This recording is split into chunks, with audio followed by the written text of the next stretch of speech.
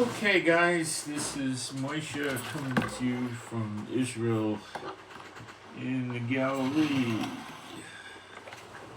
And today is the 17th of September. It's 8:45 in the morning. And our weather is pretty more or less seasonal. It's maybe a touch on the high side, not much. High of 90, low of 69. Our peak temperature is going to hit around 2 o'clock. And by 5 o'clock we'll be back in 87. And by 6, 7 o'clock it'll be pretty nice out, I guess. You know, we've been conditioned this last few months to tolerating a lot of heat. So if it's 85 degrees, like when I grew up in New York, that was hot, you know. But here it's kind of cool, you know. I haven't really worn much in terms of clothes. Short jeans, you know, short blue jeans, shoes that are, you know, like Crocs or something, and t-shirts, and it's, you know. And of course hats. Okay, let me do some fast work in the chat and make sure everything's copacetic.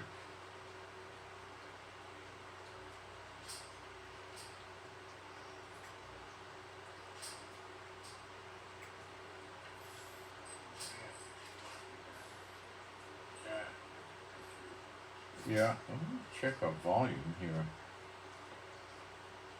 Whoa. Okay, the volume just got jacked up. For some reason it was down. Oh, no, I'm doing it on this thing. No, I'm confused. Sorry, the other one has good volume. This is something different. Okay. Give me a minute here. I'm slightly early with the live stream, but not by a lot.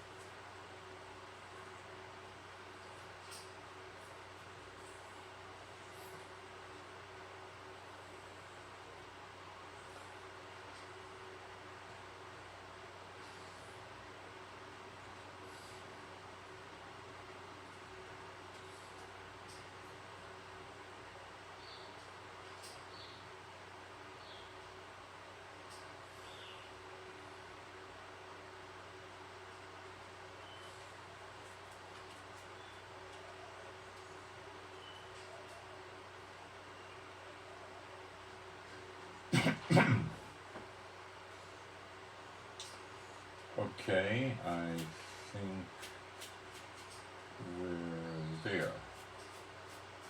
Alright, nobody's really coming in yet. But most of my people watch from the video after the live stream's over, so that doesn't distress me. Coffee's hot. The end result with the frozen pizzas that I have is I made one yesterday and I just put it in the oven.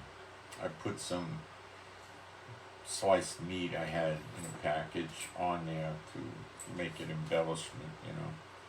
And it had tons of cheese and it was a really delicious pizza with a crust. And it was about that big, and stupidly it was so good and I was so hungry I ate the whole thing. And that was stupid. And I had a bad carb reaction later in the day from that. You know, no. Next time I'm gonna have a third of it, or maybe half, but not that much. And if I get the pizza delivered, it's usually quite large, and I'll have. It has 8 slices, so I'll have 2 slices or maybe 3, which is still less than half, and that's not too much, but I don't take well to these carb loads, you know, like, you know, eating a whole pizza is like a lot. I shouldn't have done it. Someone recently told me, well, anyway, it's not a great idea to do that, and I'm not doing that again. One of the pizzas I got frozen, I didn't realize it was like this. I'll have to, I'm thinking if I took a power tool, like a cutter, and cut it when it was frozen and just made half, that'd be okay, but I don't think that'll work. So I think what I'll have to do is just cook the whole thing and then freeze it and heat it up at a later date, something like that.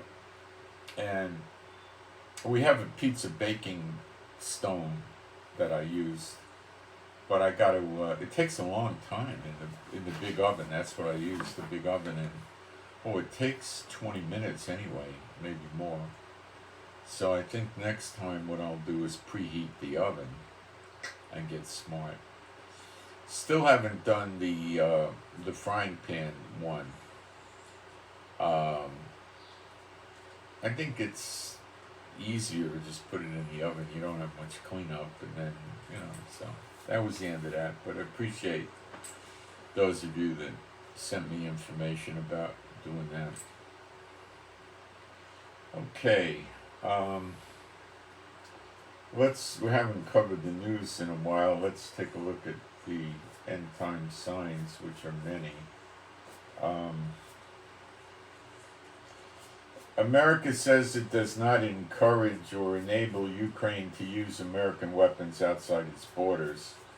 The ultimate decision is Ukraine's. So what that is talking about is them shooting missiles into Russia and flying drones into Russia and attacking them there. This is one region in France that has had bad floods yesterday, I believe. There's more on France, wait for it.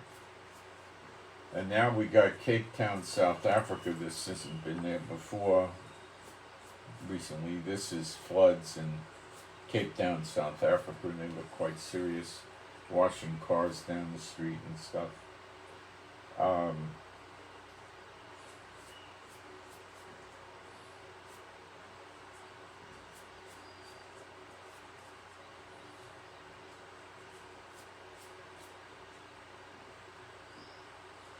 A Chinese military channel says that if Japan dares to intervene in the Chinese liberation of Taiwan, China will abandon its prior commitment of refraining from initiating use of nuclear weapon. Oh, okay, yeah. They all talk about the nukes and they don't use them. Guess why? Moscow was under drone attack again.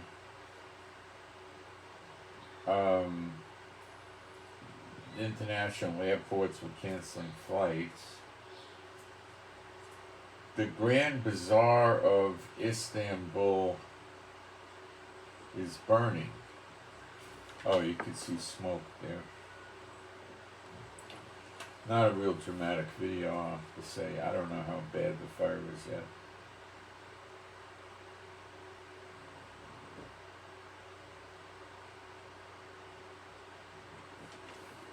Floods in Gordon Bay, South Africa. The other picture was Bikini Beach, as they call it.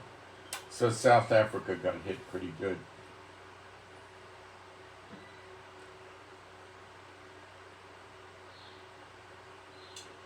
The Azerbaijan military is moving towards making contact with Armenian forces in Karabakh. Okay.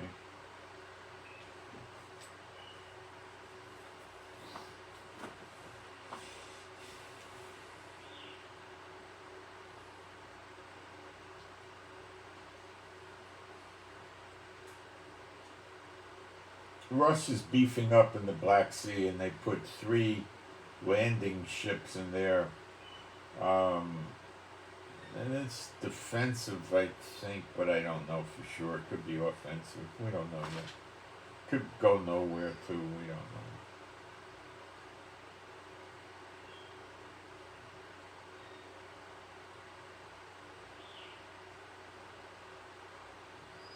Finland and Poland are banning Russian vehicles from entering in with Russian license plates. So that's Cold War stuff.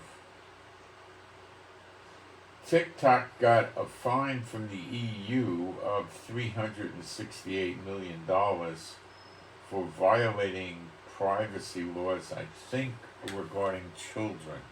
Not porn stuff or anything. Now that could topple TikTok. I don't know how rich TikTok is, how much money they make, but I would say $368 million. Was it euros or $1 million?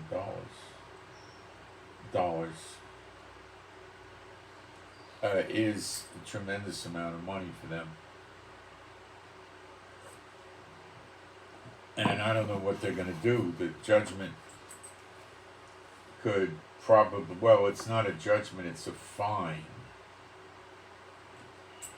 It might not be enforceable in the United States.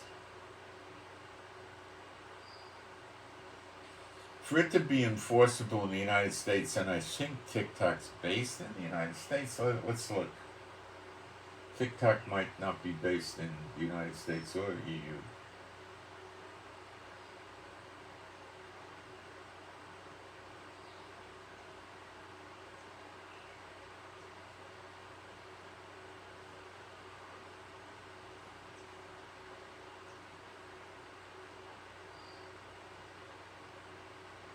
They're in Los Angeles and Singapore, so they got two bases.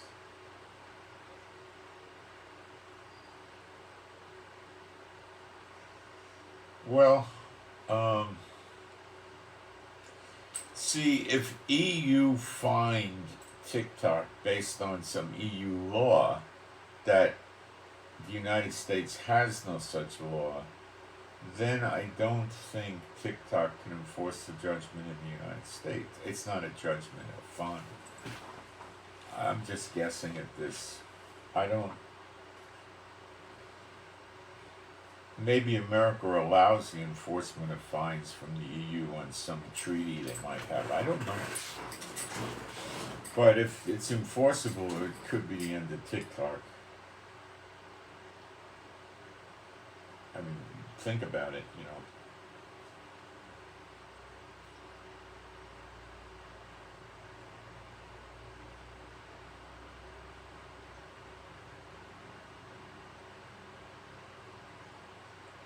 The Hurricane Lee storm surge hit parts of Canada, Nova Scotia.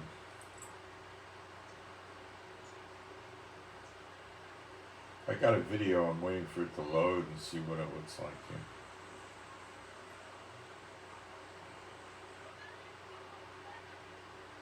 It's a very poor video, you can't see much of it, it's confusing, it's tilted with the phone.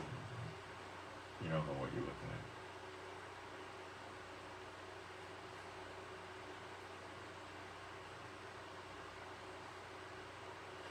Erdogan threatened the EU and said it could part ways with the EU if necessary.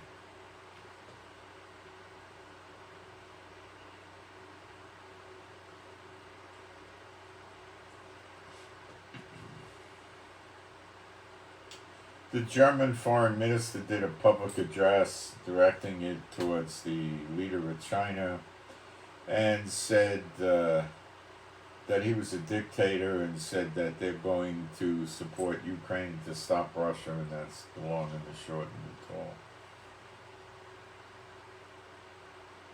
Italy says if the illegal immigrants come into Italy, they're going to be detained and expatriated. So what they're saying is we'll snatch you up, put you in an immigration jail, and then process you and send you out. So all you're going to really get to see is the jail. What some jails have done, and I don't know if they're still doing it, but they used to do it. Probably more do it now than before. When it came time to give the inmates lunch or something like that, they gave them a little cardboard container of juice or milk, probably juice, and like, you know, 2 pieces of bread and 1 or 2 slices of bologna on it. That was it. You know, you ain't gonna starve to death, but you're sure gonna be hungry.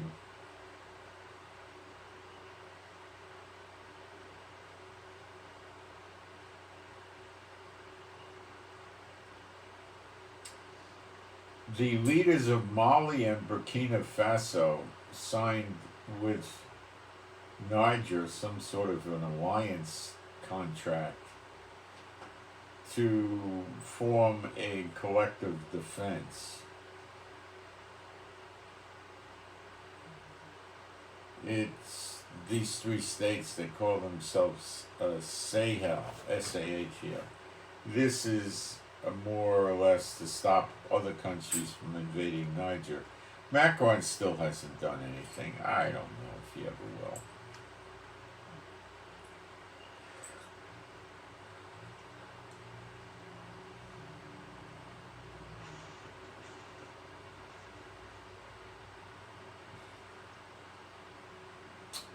What happened in South Africa got covered by one of the strongest surfs in history.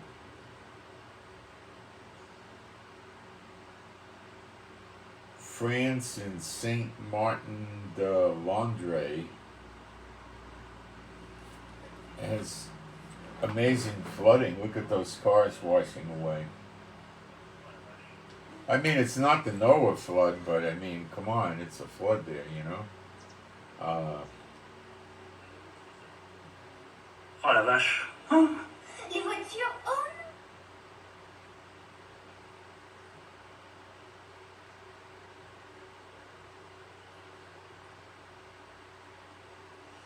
They had over 100 millimeters of rain since yesterday evening. Wow. But that would be since Friday to Saturday. They had 100 millimeters of rain. That's about all. Israel's getting cyber attacked by a group called Cyber Avengers, and they disrupted some of the website for the railway in Israel or something. I didn't hear about it till I read it in international news.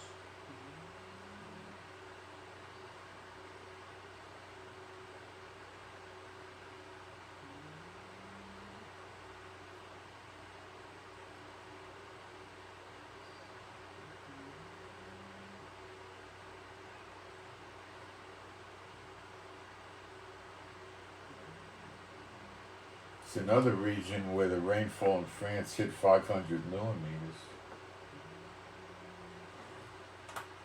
Pretty serious flooding going on, guys. The birth pangs are, well, the continuing whirlwind of the Lord is increasing in its intensity, and the frequency of the events are getting closer together, as birth pangs do when you approach the actual birth. I've got to see what that message was. I don't know what it was, but nothing.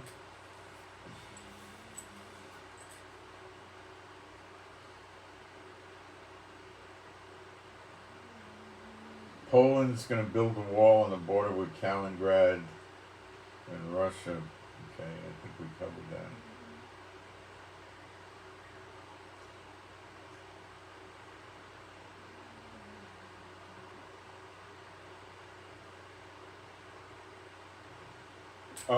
North Korea is going to be supplying Russia with its latest KN-09 multiple launch missile system similar to the HIMARS. Okay, so let's see what else we got.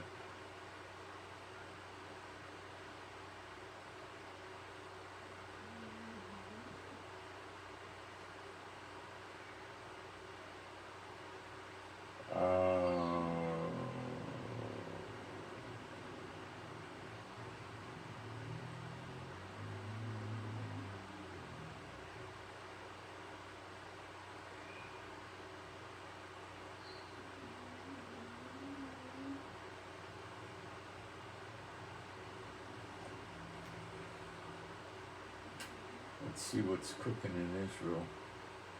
Today is the end of Rosh Hashanah tonight at sundown by them, you know.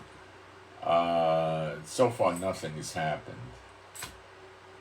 Okay, so these great prophets, you know, running around with their prophesying the rapture, and I don't know what else they're prophesying about much.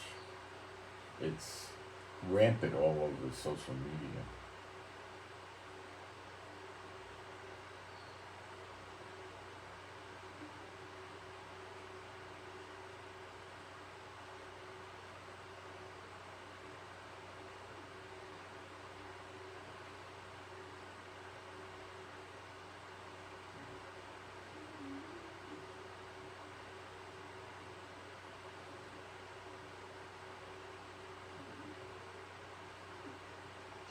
Iran barred or blocked 1/3 of the UN inspectors from accessing their nuclear site. 2/3 is still allowed in, so I don't understand the big deal.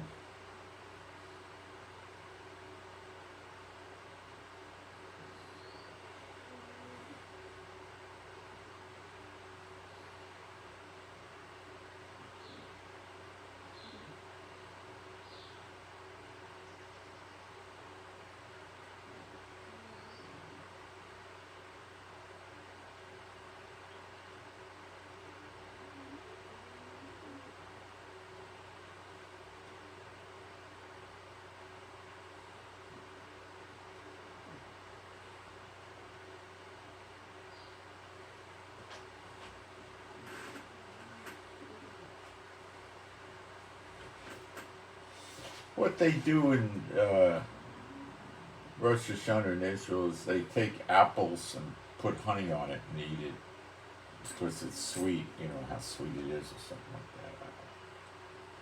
Completely not Bible holiday, an unbiblical holiday.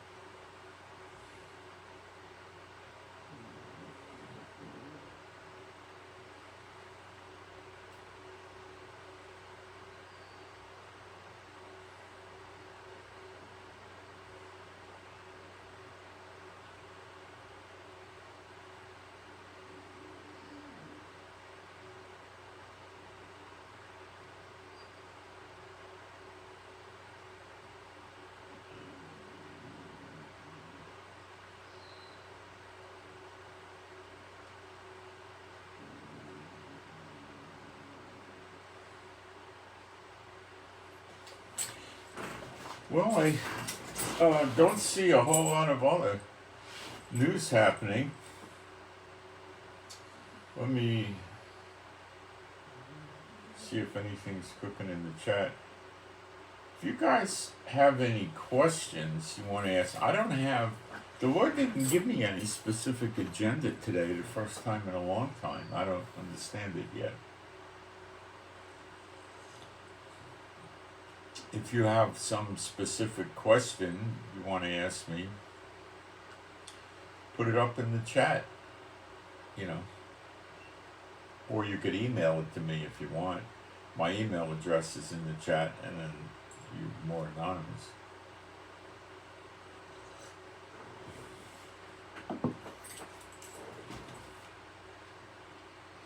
I don't know what else to cover. This is weird for me. Something's changing, I think. I did do one short video this morning. You know, I must have done about 12 of those in the last few days. And people say they like them because they're short and they're concise, and that's probably a good thing. but I'm kind of like sucking wind for, subject matter on that. You can't waste your time, exposing every false doctrine these characters have out there. There's so many, the two witnesses are Moses and Aaron. The two witnesses is the church. The two witnesses are the Old Testament and the New Testament. The two witnesses are this and that, They can't biblically tell you specifically who the two witnesses are. It's not in the scriptures.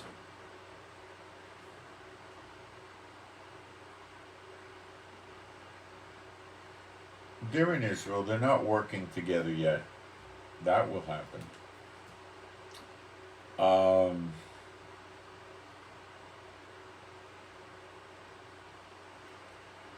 I could tell you that some of the apostles are here. I don't want to tell you how I know, because I don't think that would have wisdom to do that, but I have not met them, and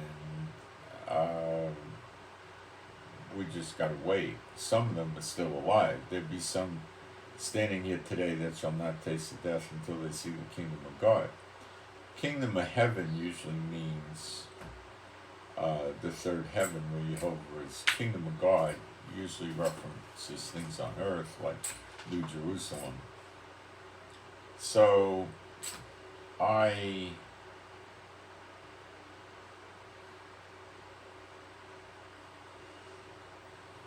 don't know how many there are. He sent them out 2 by 2, so there would be at least 2. Is there 4? Is there 6? Is there 8? I don't know. Paul made it clear he was going to die, so Paul wouldn't be in this. Fox's Book of Martyrs is an interesting thing, but it's like the Tibetan Book of the Dead. It's not the Bible, so don't be running off reading that as if it's scripture. It's not. And don't believe it. I wouldn't believe it.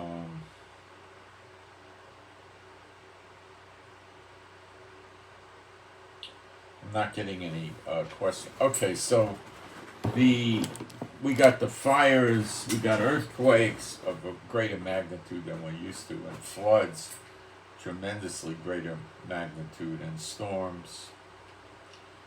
The wars are not yet here. They're staging, they're scared. They're trying to scare their enemies down by building up military equipment and doing exercises and maneuvers and stuff. I don't usually report much on that anymore, because it's always going on, and it doesn't necessarily mean it's going to go anywhere. Occasionally I put something up about that, but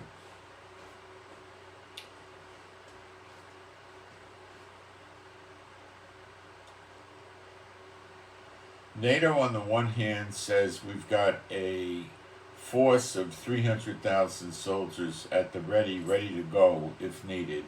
Then on the other hand, they turn around and say we don't recognize Russia as presenting a threat to NATO, because Ukraine's not in NATO. So talk about talking with a forked tongue. Then they're saying we're wasting everyone's time and money assembling a 300,000 man force on readiness. You see how dumb they are? The people let them do it. There's a lot of people that are talking about Feast of Trumpets and Rosh Hashanah. And Feast of Trumpets is Yom Teruah, Yom's Day, Teruah, and Trumpet. And let me see what the rabbis are on a completely wrong calendar. So a biblical calendar, it's past. The 7th month is come and gone. Okay, so I'll get the rabbi date, the Talmudic date.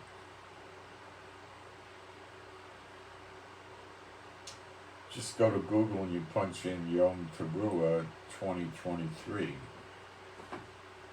And some people say Rosh Hashanah is Yom Teruah. Of course, you can't base that on anything in the Bible because there's no Rosh Hashanah in the Bible. Okay, they're saying, no, that's Rosh Hashanah. Rosh Hashanah is over on sundown.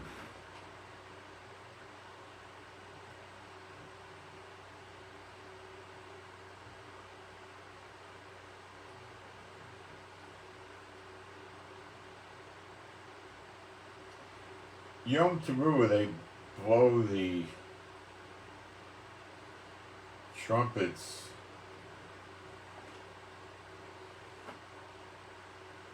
well, I think it's 10 days before Yom Kippur if they follow the Bible, which I don't think they do. Yom Kippur is September 24th and September 25th, so if I remember correctly, then it would have been over. Yom Teruah would have been over already. These are not, they do not follow a correct calendar. They do that on purpose. It's an incorrect calendar. So, at sundown tonight, their predictions, prophecies, dreams, visions, and all that stuff are going to fall away. There was a big hoopla about September 23rd, and that has not yet come up. I don't believe there is any Moedim on September 23rd in the feast day. So, I don't know.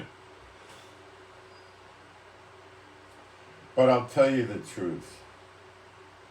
These people that are coming up with these dates, they're missing, I'll make a short video tonight if I have time, and I probably will, that I remember that, Rosh Hashanah's passed in Israel and nothing happened, I could do it now, but they're going to say, oh, it's not over yet. And, that's true. It has approximately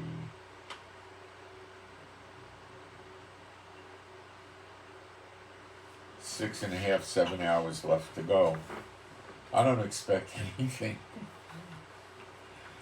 Why would God honor a calendar that's not his calendar? It's an incorrect calendar. He wouldn't. See, in the real biblical calendar, when you spot the new moon sliver, that begins the month. Now, they'll tell you when Yom Kippur is. Watch, I'll put it in, I'll show it to you on the screen. Let's say Yom Kippur 2026. Let's see if I can get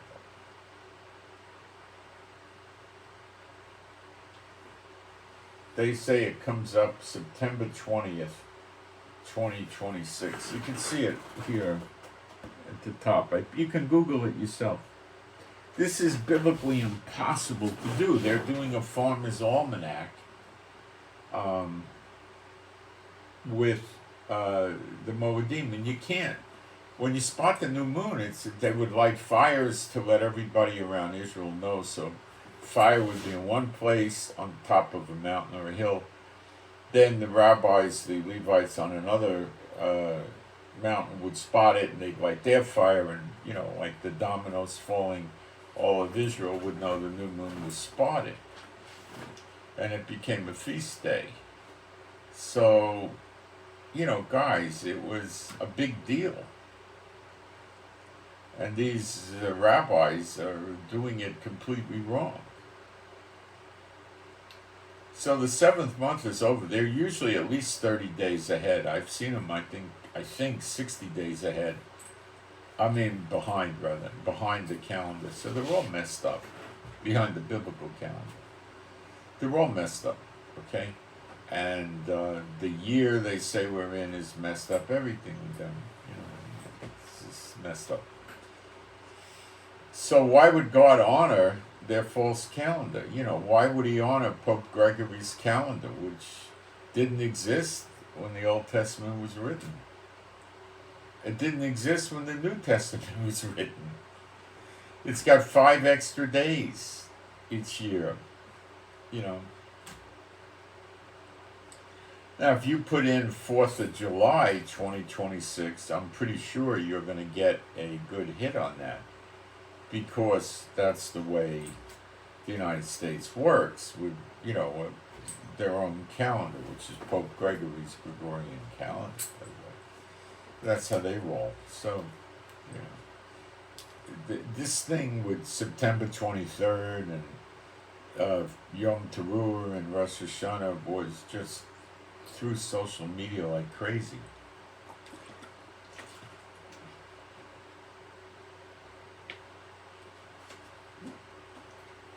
Now, it's winding down because Yom Teruah passed, well, rabbinical and correct date, Yom Teruah passed, and Rosh Hashanah, the non-biblical holiday, passed.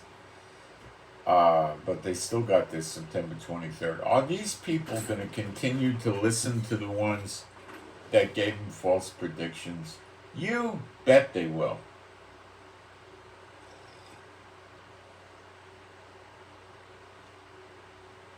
You bet they will. Why wouldn't they? They don't follow the scriptures.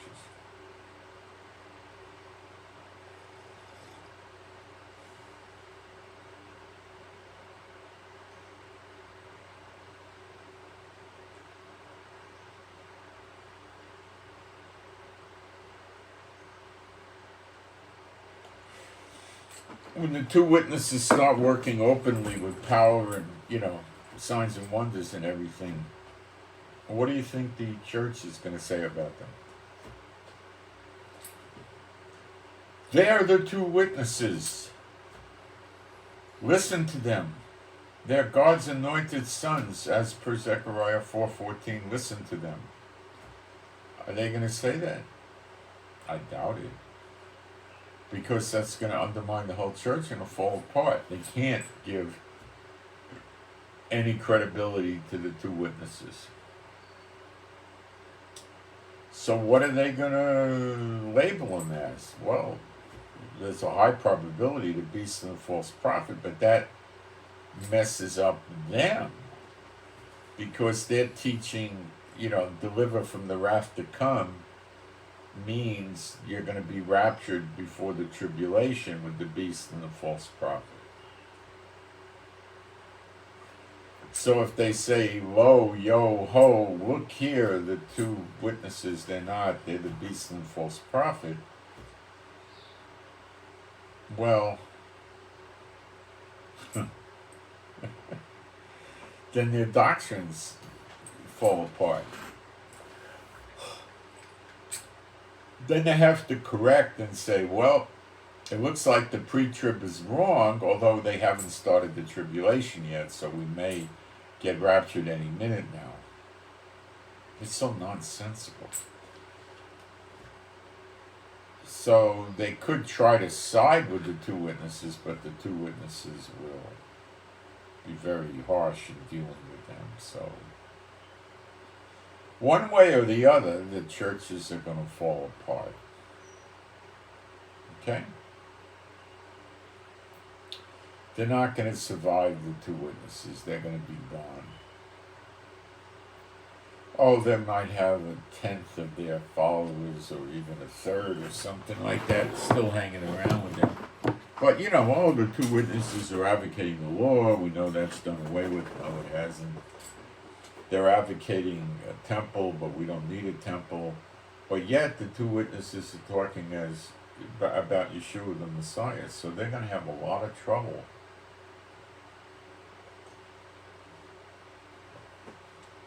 Dealing with the doctrine of the 2 witnesses and the signs and wonders. So the 2 witnesses aren't going to fail, they will. Okay? They're going to go down. So everything's going to change in the world when this starts.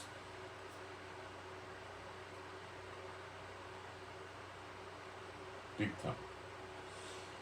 The way people look at Israel is going to change. They're going to be hungry for good prophecy interpretations. That's why I keep telling you I'm teaching the teachers. You might not know it.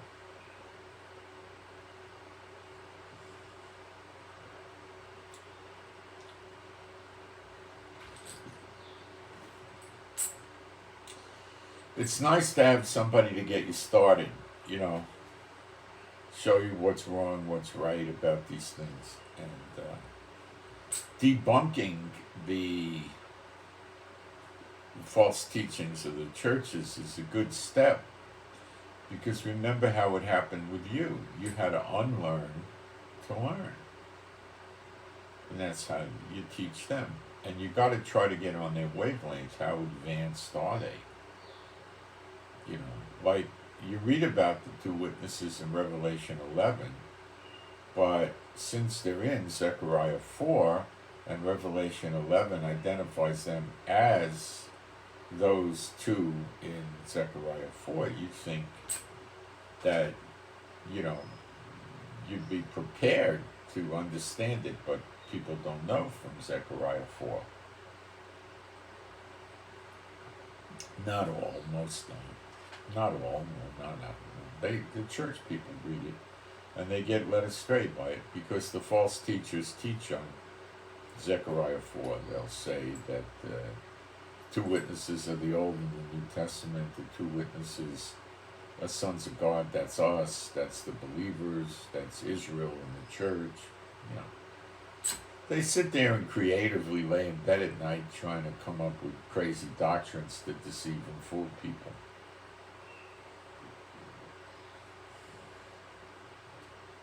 It's not working. It's going to fall apart.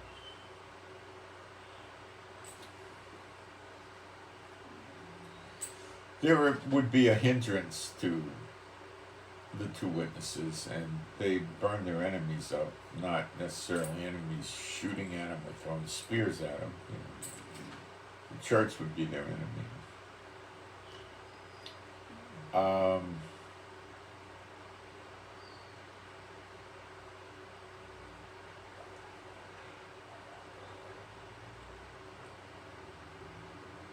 When is America going to go into ruler fighting ruler? No, that's a good question. I don't know yet. I mean, soon, but I don't know.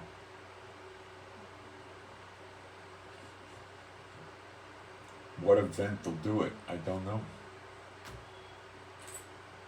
Gotta wait and watch.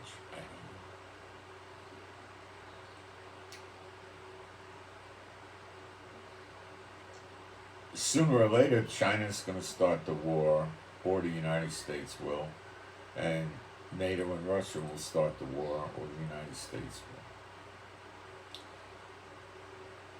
will. Will Macron ever actually go to Niger? I think so.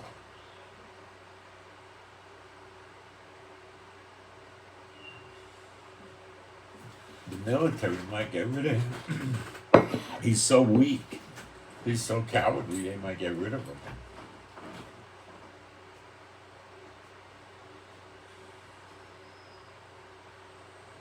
Iran seemed to back off on their threats with Azerbaijan and Armenia fighting.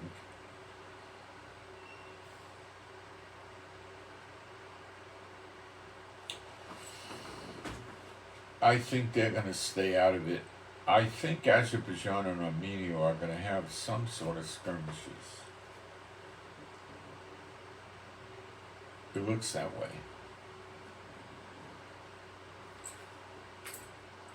America and other countries seem dedicated to just filling Ukraine with weapons endlessly. That's because in their eyes and minds it's working. It's running Russia down. And combining it with the sanctions, it's really running Russia down, and then sprinkle on top Russia drafting people into the military, which is probably not making the people that happy, because Ukraine is a real grinder, you know, for the Russians. They get a lot get killed and wounded. And I don't have any idea what kind of pension Russia gives soldiers that are disabled from the war, but I can imagine it's pretty bad.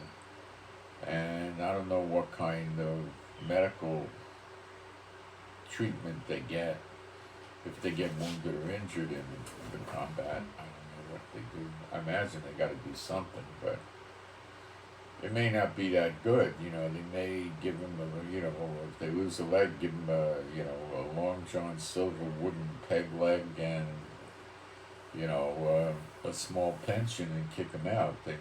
I don't know, but I'm guessing it's probably not great. Their ruble is down very badly, and that's not helping the situation in Russia with Putin. But he does rule with an iron hand.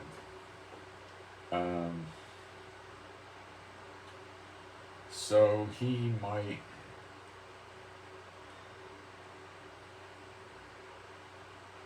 I'm going to look up the US dollar and see what it's doing. He might machine gun people down in the streets and lock them up with something like a Gestapo if they start messing with him. So I'm not so sure that the people there can do much about it. Okay, let's see. Against the euro, the euro buys $1.06. That's euro is down. The dollar's gaining on the euro. I'll put it that way. British pound. The pound buys $1.23. That's kind of floating around. The pound is staying strong. Canadian used to be about 75 cents. It's 73 cents. So the dollar gained slightly. Aussie dollar should be about 66 cents or something like that. It's 64 cents. So the dollar's maintaining its gain over there. And then we'll look at the Swiss franc, CHF, I believe it is. These are just the ones that I track it with. I don't track every currency. You could go crazy doing that. Against the Swiss franc,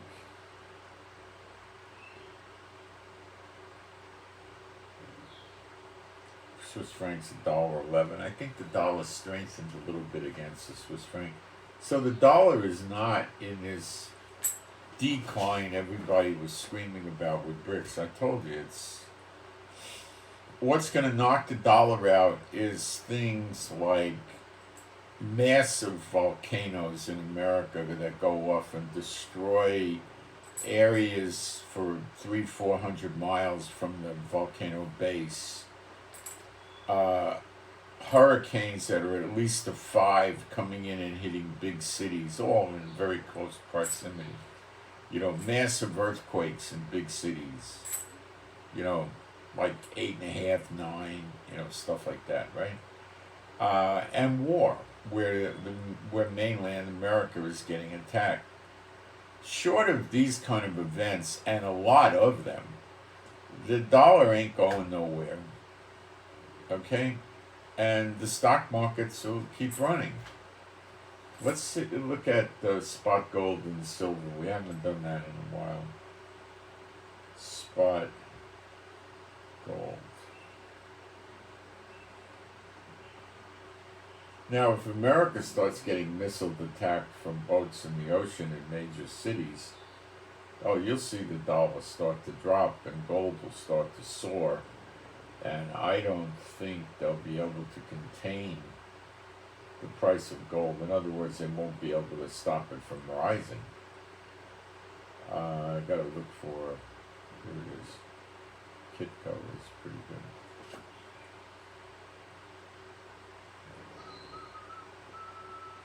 It's about where it has been for a long time, 1925. Let's try spot silver. It's probably going to be the same. Around 25 an ounce. they're keeping this.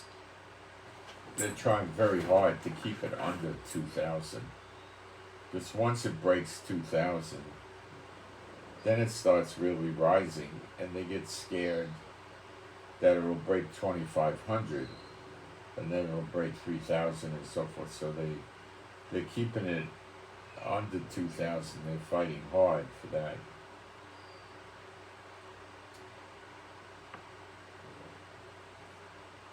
$23.04. I mean, it's around 25. It stays around there. It's not, when gold should probably be coming in at 3,000 to 5,000 an ounce now, but it's suppressed, and it.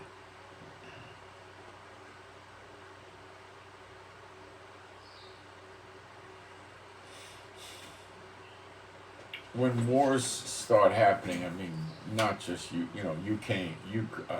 Russia, NATO, big one, China, Taiwan, China, Japan, North, South Korea, all this stuff kicks up at the same time. Gold will start to take off. And I think it'll go easily $3,000 to $5,000. And silver should probably get up to, 75, 100 an ounce, something like that.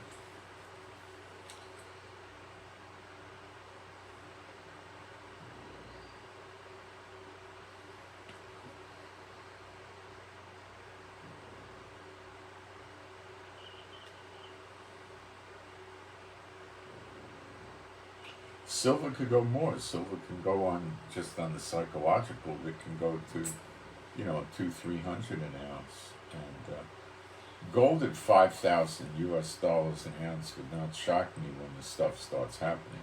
I'm not telling you to go out and spec, on these minerals, these metals. I'm just telling you that's the case.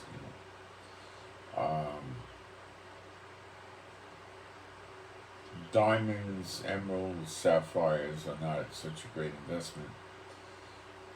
In the United States, you can move diamonds, emeralds, sapphires, and other precious stones as long as they're not set in any jewelry in and out of the borders without paying any taxes. I don't even know if you have to declare it. So people could just take a handful of diamonds and put it in a baggie and put it in their pocket or whatever they want to do, and just cross the borders, and that's that. Maybe you got to declare it, but I think not, because there's no tariff on it if it's unset. Now, if you start putting the stones in necklaces and tiaras and rings, then it becomes taxed. So it's a weird law, a weird law.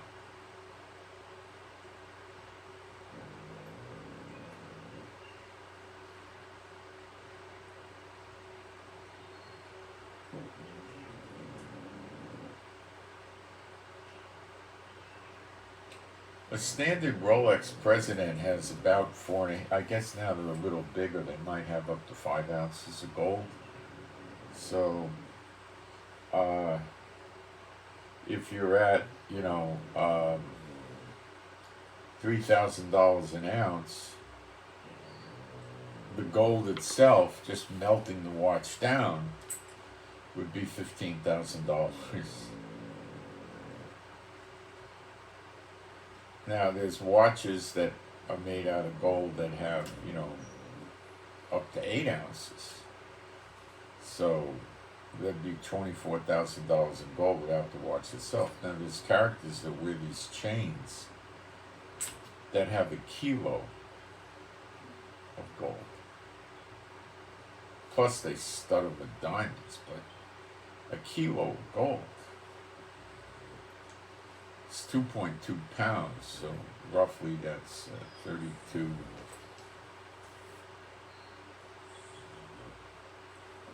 I don't know, let's say 34 ounces.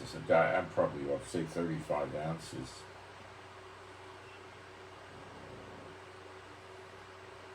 That'd be $105,000 in gold without the precious stones. The diamond is generally a crappy investment. The De Beers family has vaults full of diamonds, and they dole them out to keep the prices inflated. The other problem is the synthetic diamonds are now relatively impossible to tell apart from true diamonds.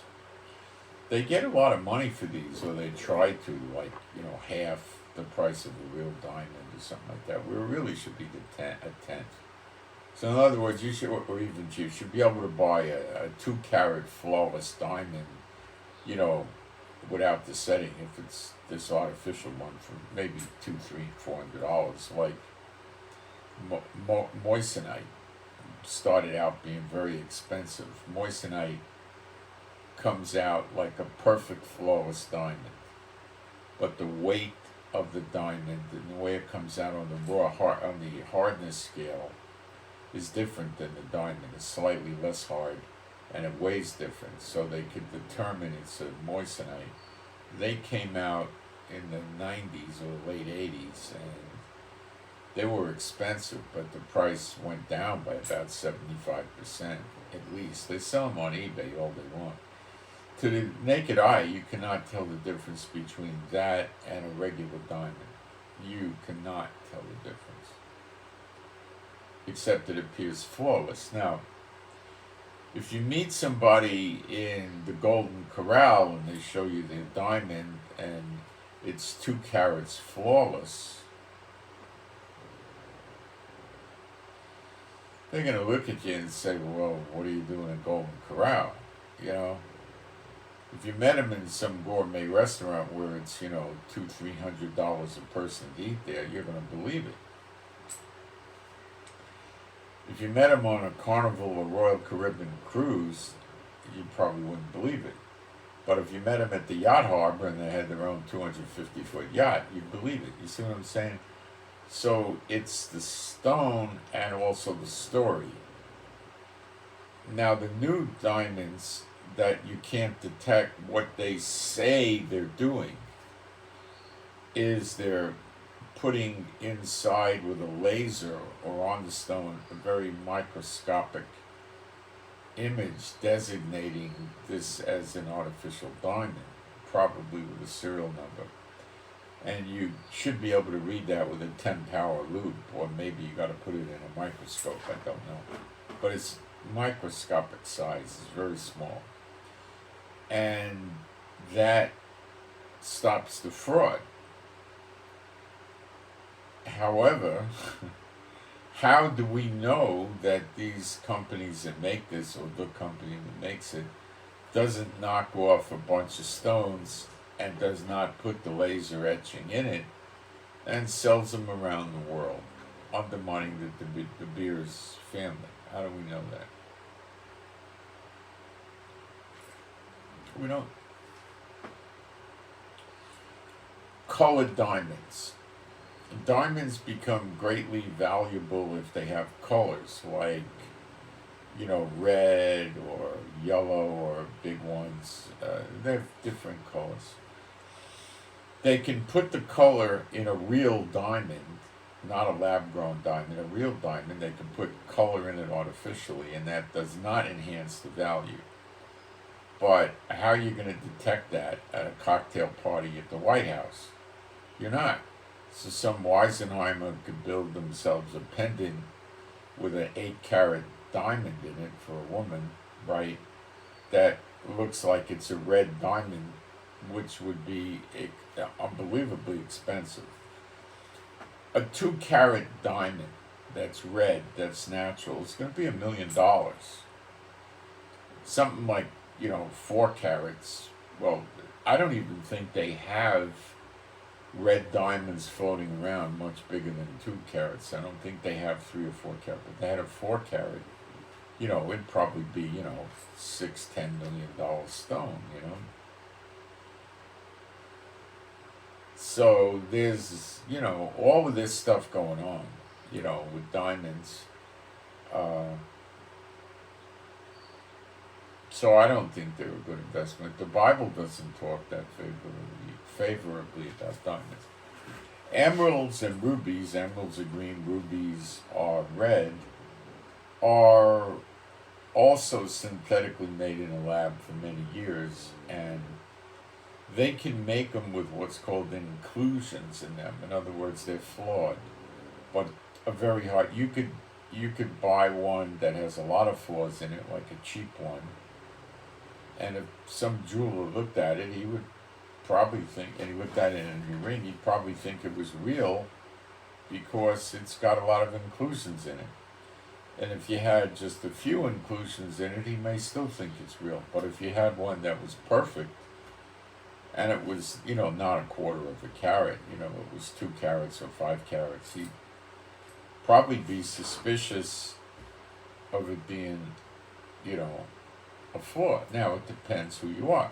If you're a retired senator, a former president, a former 2 or 3 star general, or something like that, well, then you got credence, Or if you're in a country club where you got to buy in for $250,000 and pay dues of $3,000 a month or something like that, yeah, he probably buy in. Or if you're driving a Bentley or a Rolls Royce, or you have your own jet, yeah, See, it's the backstory that goes with the jewelry when you go with that. Most of these things are, I would say today, not great investments unless you want to buy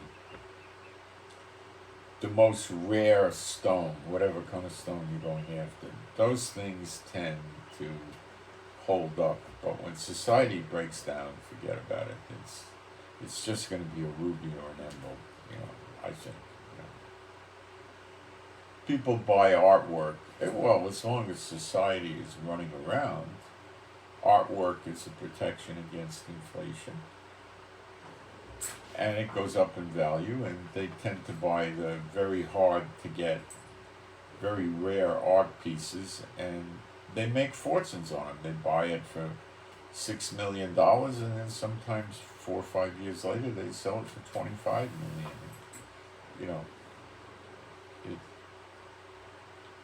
It's worth a lot. Things that depreciate, that the rich and the elite buy, are jets, private jets. After about 4 or 5 years, those things go down. 80%, more, even 90%.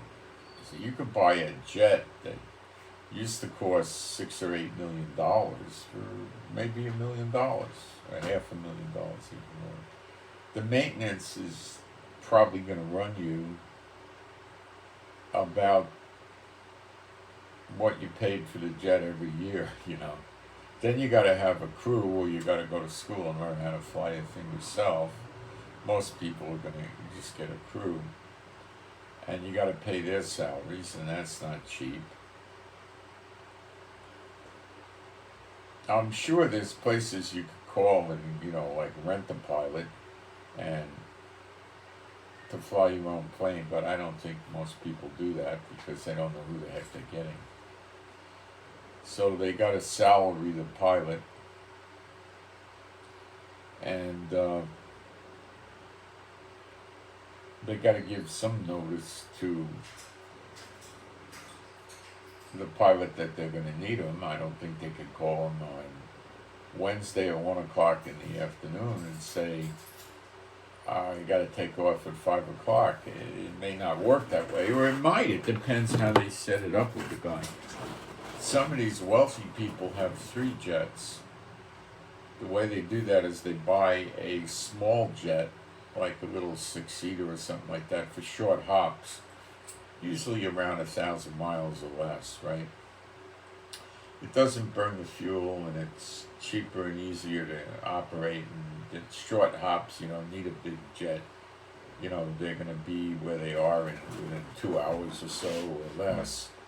A lot of times they're doing hops of 200-300 miles, So they don't need the leg room and stretch and the big kitchen. It's a simple, Then they get a medium jet, which is, probably good for maybe 2,500 miles.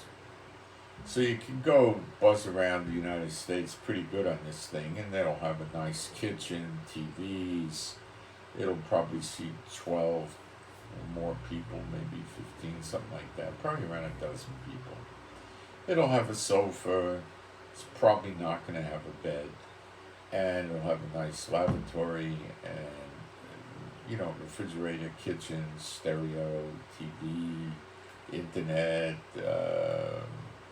all kinds of junk, And not very many of the elite buy the big, international jets that can go across oceans or across continents. And those tend to be usually about $60,000-$70,000.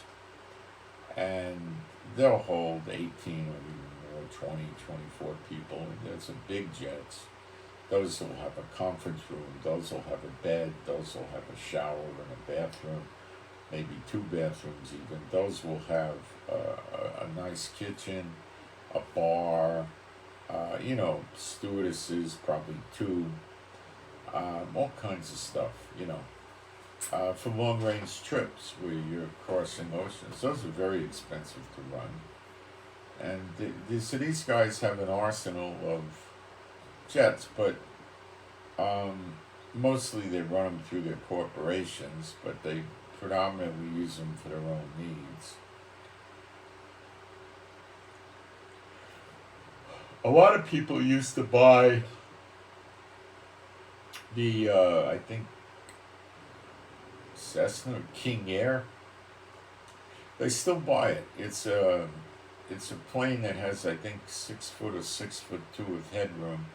It's twin turboprop. It goes about 330 miles an hour, something like that. And it's, of course, a pressurized cabin, and it'll have a bathroom, and it might have some kind of an oven to heat up food, but it would be a simplistic kitchen and a simplistic bar. And it's probably not going to have a bed, and it's not going to have couches. It might have a small couch, and it's basically seats. And a lot of celebrities buy these because they're not taking long trips. But so if these are much cheaper planes and cheaper to run. So if they could take a 1,000-mile trip, this thing will do it in, like 2.5 hours if they were going to do it, roughly 2.5. If they were going to do it with a jet, they'd probably do it in 2 hours. So the time difference is, 30, 40 minutes or something, and the price is much cheaper, and it has a lot of headroom, and they can walk around, and it's comfortable, and it's not a jet, but it's still plenty fast. So if they wanted to go, let's say, from New York to Miami, some Wall Street guy wants to go, on the weekends to Miami in the winter to get in the sun. It's 1200. He's got a 3.5-hour trip or something like that, right? Almost 4-hour trip. Where if he does it with a jet, I'm assuming 500 miles an hour, he's gonna probably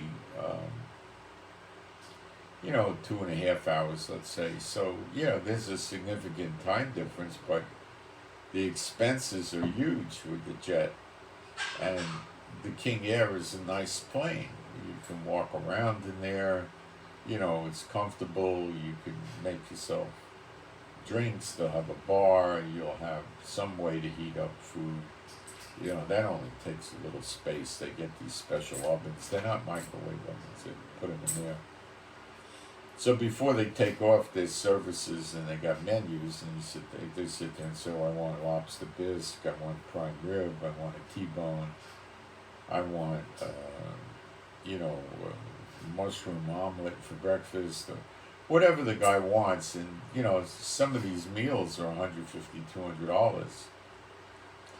Depending what you get. You could get caviar, steak and lobster, or you could get, something simplex like chicken wings, or sandwiches, where they probably only charge you $20, $30, and they could get desserts and they could get salads, and so they could eat on the plane, and they can make drinks on the plane. They could get drunk. The pilot can't. They buy those. They're not worried about making a big show. They just want to get some practical short-range transportation, and then a lot of them will fly on commercial, but since 9/11 with the TSA, they don't like that because they're waiting online and they're subject to other people seeing them and coming up to them, and paparazzi are all over airports taking pictures of them, and they're high profile. They don't like it. They like to run around with jewelry, carry cash. But they got to get there 2 or 3 hours before the flight. Then getting their bags off is tedious. They got to wait by the carousel, and it's long and drawn out. But some of the ones that are going to take a long range trip will probably get those little cabins, where they got first class, you got your own little room, sort of. So at least when they're on the plane, they can go in there, shut the door, and have privacy on the plane. I've flown on planes in first class where I haven't met them. I saw celebrities there a few times. Generally, nobody bothers them. The stewardesses shut it down if you do. They frequently let them come on the first class section early on, so they get on right away, and they let them get off right away before the crowds get off. But generally they're getting off with first class, which is small. But I think those celebrities that are doing this more or less need to get on a plane quickly, or the elite. They got to go someplace they don't even want to notice on a domestic flight. They got to scoot to the airport, pick up a flight, and take off. And they put up with it.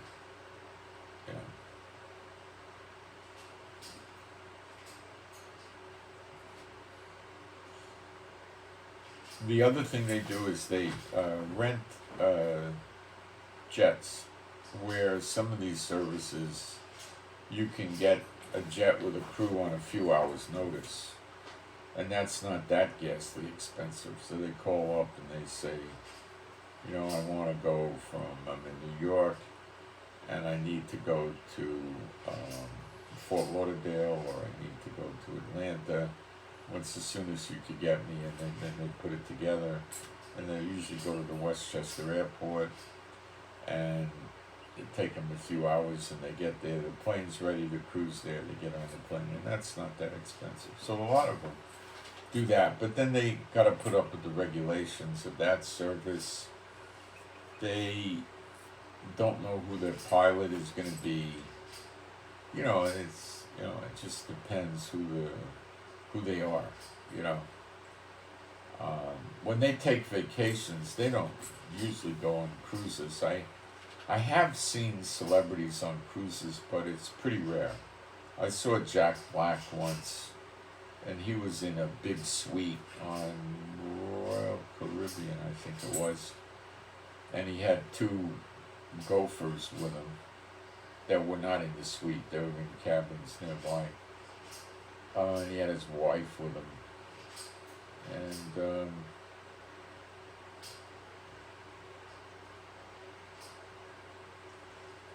I saw another guy, I forgot his name. And I don't know who else I saw, maybe 1 or 2 others. So they don't like cruise ships. They don't like it. What they do is they charter yachts. That's ghastly expensive. So if you wanted to, and they bring their own crew with them, well, their own friends, so they'll charter a yacht, invite their friends. They'll bring 1 or 2 of their gophers there to take care of their communication or whatever they need, plus there's a crew on the yacht to cater to them. So Usually, if they're going to do a small 4-day, they might get a 120, 150 foot yacht and bring maybe up to 6 of their friends with them or something like that. If they want to go out for a week, they're probably going to get up to 180, 220 foot super yacht, and they're going to probably drop $1 million for a week. But if you've got, you know, $300 or $400 million in assets, and you're making, you know, 25 or $40 million a year, they can write this off on their taxes because they invite friends or business associates and they're entertaining. So the whole price of the yacht is a tax deduction. And they go out on that. Like in Disney, I used to go there. I wouldn't go anymore, but I used to in Universal Studios. You'd rarely but occasionally see celebrities there. They do go there though. What they get is they have an entourage with them, probably a bodyguard or two, and the park sends some security people and a tour guide with them. So they got a little group that surrounds them, and they don't wait on the line. The tour guide goes in a back door and they put them right on the ride. And then they go right off. But sometimes they have a cart, they drive them around in, sometimes they walk. But most of these celebrities have gone to Disney and Universal Studios. And some of them disguise themselves. Tom Cruise says once he puts a baseball cap on and large sunglasses and puts earbuds in to throw people off. And if you put the baseball cap down low, you'd be surprised how people are just not going to recognize him. Paparazzi is sitting there like this, looking for it, but what good is it to have a picture of somebody, Tom Cruise with a baseball cap pulled down, just black with nothing written on it, right? Dressed in shoes, jeans, and a t-shirt or a sweatshirt, right? And he's got big sunglasses on and earbuds, and who's going to buy the picture? They don't know it's Tom Cruise. You see, it doesn't do much for them. Now, I imagine there's more extensive ways they could camouflage their appearance with makeup than they're masters at makeup. Like, what do I mean? Well, they could put a beard on, right? A mustache. They could put a wig on. They can use opaque makeup to cover up marks and stuff. But I don't think much of them do that. It's kind of uncomfortable for them. Now, if it's winter time, they could really go to town on this. They could get one of those wool watch caps and pull it down over their ears. Which, by the way, if you do that, you put a big wool watch cap on, you know, and pull it over your ears, which they do go over your ears. I had them as a kid, as a teenager. Or just make sure you get one that does that. It's easy to find. And you have large sunglasses that are going to curve around a little bit, right? And they're going to mess up the eyebrow. And they're going to come to the side and they're going to sit on the cheekbone, right? Facial recognition, I can't imagine it working. It'll be inconclusive. They might be able to get somewhere with the mouth and the chin and the jaw, but they're not going to be able to get enough to get anywhere. And then there's also putting on a beard. Or a face mask, better than anything. Face mask going over the nose, over the mouth, all the way to the sides. And the sunglasses and the watch cap, they're not getting nothing. They'd be lucky if they got a 5% match with you and something. They would get nothing. So facial recognition, of course, is more effective in a hot climate because who wants to wear a watch cap? But you can wear a baseball cap, you know. But you could also put a wig on and put the wig over your ears. You cover up the eyebrows, the sides of the eye over here, and get into the cheekbones with big sunglasses resting there, and have a nice thick wide earpiece on the sides. And you got some wig on covering up the ears and your parts of your forehead. Man, it ain't gonna work. It's not gonna work, you know. They probably start looking for other things. I'm talking like the CIA now, you know, where they would take into account if they could calculate the person's height, weight, maybe attributes about the arms or the fingers or the hands, or maybe or shoe size, or they might, but to get that information in the database with 200 or 300 million people is not anywhere where they're at, So if you want to lose facial recognition, I don't know why you would care. Nothing happens. What do you do? But I mean, if you wanted to, get a wool watch cap, big sunglasses that come to here and cover up most, if not all, of the eyebrow. All of it is better. And have thick, wraparound is good with thick earpieces. And then put a face mask on, and man, you're the invisible man. They don't know who you are. Let me see if I got anything in the chat.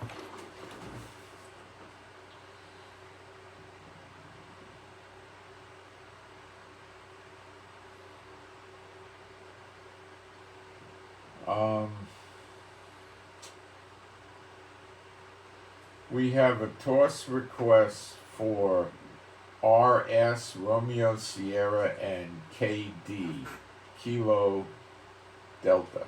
Toss for RS and KD, Kilo, Delta. Give me a minute, I'll be right back.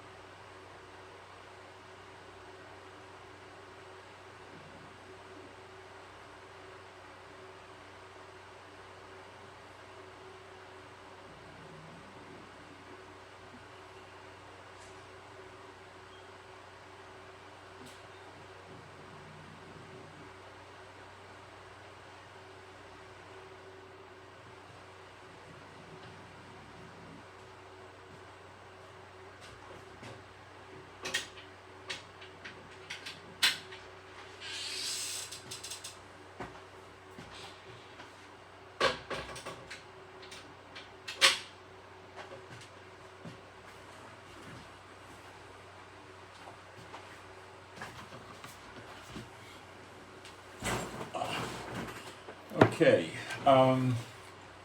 now we got another toss request, and that's for MK, Mike Kilo toss request. Mike Kilo toss request. Give a good toss. Good toss for Mike Kilo, MK.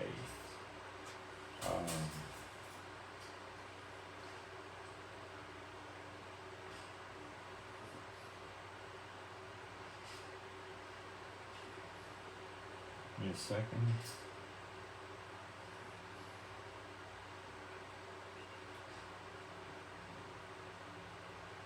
Okay.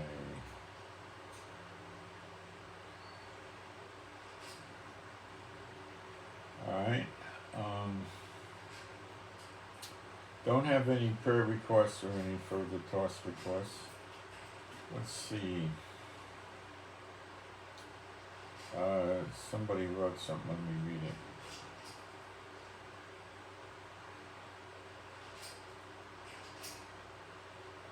Yeah, he spoke about the Holy Spirit coming on the people in Acts. That's fine.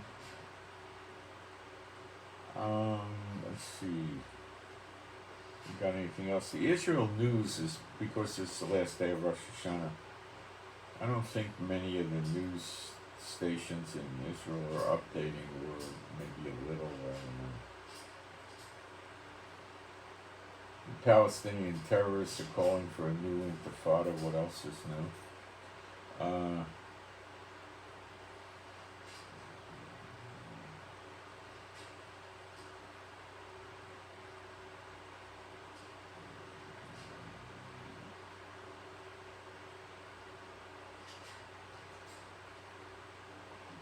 I'll take two more looks here. Let's see.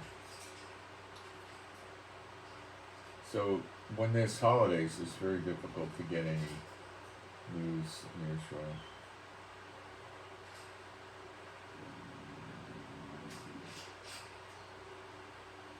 Alright.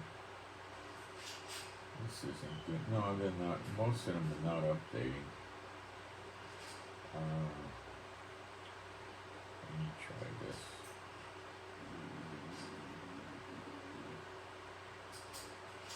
No, it's the same.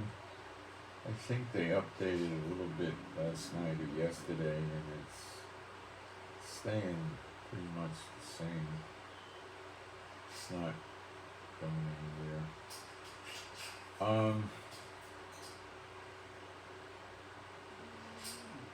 Last call for questions and prayer requests, toss requests.